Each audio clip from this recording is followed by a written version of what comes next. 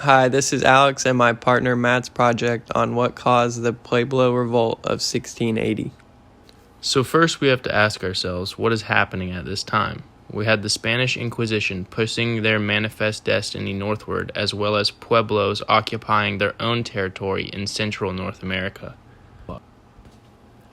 We know that Spanish first contact with Indians was around 1539. However, the first permanent colonies and missions were established around 1598, and in 1610, the Spanish establishment of Santa Fe in present-day New Mexico was a colonial capital. The Spanish continued to encroach the Indians up until the revolt of 1680. During this time, there were small skirmishes over cultural ways of life, meaning Spanish were trying to change the way of the Indians, and the way that they were doing that was they started to implement a tax on food that the Indians had stored for drought, and they also started to use the Pueblos' labor force to basically benefit their own way of life. The Spanish Inquisition mission was to implement their way of life onto said pueblo. The mission got serious around 1598 when the Spanish colonials started to take away the Indians' culture, meaning they started to ban dance at ceremonies, they started to burn masks by the thousands, and other horrific acts such as killing the medicine men known as shamans because they were believed to be sorcerers. Shamans were basically just the doctors of the time that were really well connected with the spirit aspect of the Indian way of life, which is basically like their religion. Also note that Pueblos were intentionally peaceful, however, the encroachment of Spanish colonials led to the rebellion known as the Pueblo Revolt of 1680. From the beginning of Spanish contact up until the revolt, there were numerous accounts of mistreatment towards Indians. So, for instance, we know that in the beginning there were 80 to 100 Pueblo tribes. Near the revolt, there were only about 40 tribes left. This is not only due to killing, but also due to the fact that disease came with Spaniards that were foreign to Indians. Indians who did not comply were often beat, whipped, or killed until they changed their way of life. Note, Popeye was a shaman that was whipped and held captive. However, was freed to deliver a prophecy.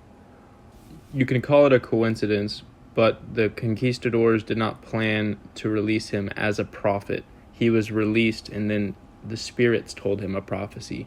After his release from prison, Popeye hid in Taos Pueblo to plan and organize what came to be known as the Pueblo Revolt. Popeye believed that he was commanded by tribal ancestral spirits called Kachinas to restore traditional native customs, and other villages enthusiastically responded to the news of the planned uprising. Popeye set the date to rebel, and the way he did this was by putting knots in a rope, and each day they would untie a knot until all of the knots were gone, and then when it was just a string of rope, that was the day that they were to rebel. However, the word spread quickly to the Spaniards, who eventually knew of the plan, but it did not stop the revolt from happening. In fact, the Pueblos heard the information that was sent to the conquistadors, so they were aware that the conquistadors were aware, and they still revolted. So the very next day, on August 10th, 1680, On August 10th, 1680, is the day the Pueblo Indians revolted against the Spanish, killing 401 soldiers, 21 priests, as well as holding captive 1,000 survivors and surrounding them in a 9-day siege, in which they managed to cut the water supply, basically killing them because their animals were no longer being fed. It's questionable that the rest of the Spaniards survived, or they just killed them off because of their anger. So after the revolt, the Indians destroyed almost all of the Spanish settlement for the return to their cultural heritage and to fulfill the prophecy of Popeye. They felt they needed to destroy everything that was created by the Spaniards, including their religion, in order to restore their cultural heritage. After they were done, they lived peacefully for the next 12 years, until eventually getting reconquered by the Spanish Europeans. The Pueblo Council deposed Pope about a year after the revolt, though he was re-elected shortly before his death in 1688. The confederation between the Pueblos fell apart after he died. Opposition to Spanish rule gave the Pueblos incentive to unite, but not the means to remain united once their common enemy was vanquished. So what caused the Pueblo Revolt is that the Spaniards from Mexico headed north into present-day North America searching for mostly land, gold, silver, and etc. The Spaniards loved to search and find new land, which led to trespassing Native American land, and ultimately to the decline of Indian population. It's a very heartfelt subject talked about in today's society because it tends to be a recurring theme through history, and in my opinion is just a sad reality of capitalism.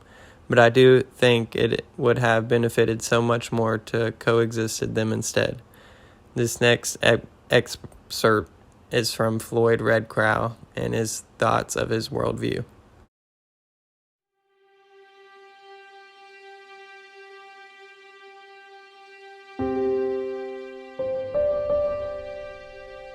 And we were told long ago that we would see America come and go. I often wondered what generation that would be.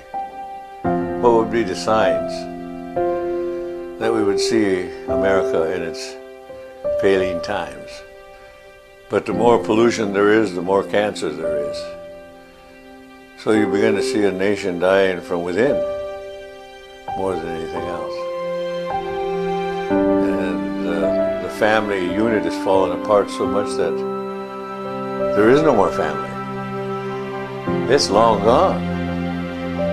We are all in a struggle in this world.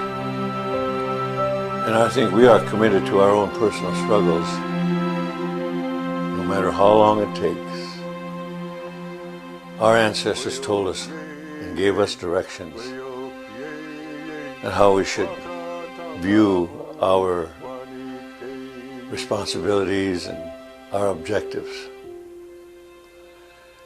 And I'm very happy to have lived in this time, to have met some of the great leaders of your people. And there's a larger struggle going on for all of us. And I think our ways are part of a diverse world that needs respect. Our ways need respect much like yours. I wish all the best blessings for you and your nation, and best of health. As we get older, I find our health is the most important thing we got. And I begin to realize how short life is.